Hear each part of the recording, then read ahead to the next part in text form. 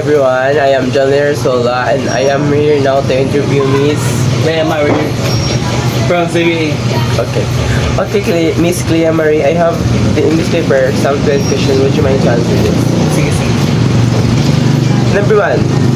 What challenges have you faced in expressing your authentic self? For me, dahil yung challenges na i-face because of my gender kay sa mga bullying, discrimination, mga tao mo. Yes. Number 2. What does self-acceptance mean to you? For me, self-acceptance mean kanang dawat na So, third question. How was your identity impacted your relationship with family and friends? so far wala naman sila na nakarampuan. Dawat na nila kung sa ko sabot ang mga family and friends. Fourth question. What advice would you give to someone struggling with their identity? For me, labanin yung kabuhan, kulba, or mahadlok mo sa mga commitment sa mga tao. Yes. Kaya wala sila ba sa mga kinabuhi. True. Sila man, ikaw man lang. So, So, fifth question. How would you describe your personal journey of self-discovery?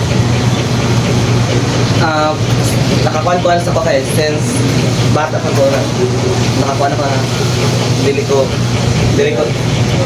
take care of Yeah. kay dahil mo mga ilagang mga babae niya makabi ko sila So, ano din? kung na bayo talaga yun ko nakuha ko sa self na I'm not straight.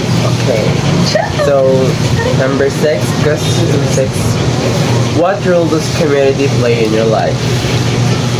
My role in our community is to accept us. To be good. To be good. In your society, no? 8. Number 8. What personally... number 7, I mean, sorry. Number 7. What are some ways to improve inclusivity and understanding in society? To understand, Kung sa mga respect mo. to be understanding and respectful.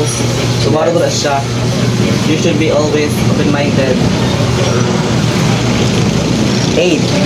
Have you personally experienced discrimination based on your identity? Yes, a lot of discrimination I face na mabuliing. Subot ang mga homophobic. Yeah. Hindi na kadawan sa if I reach now the color. 9. What are you most proud of about your accomplishment in your life?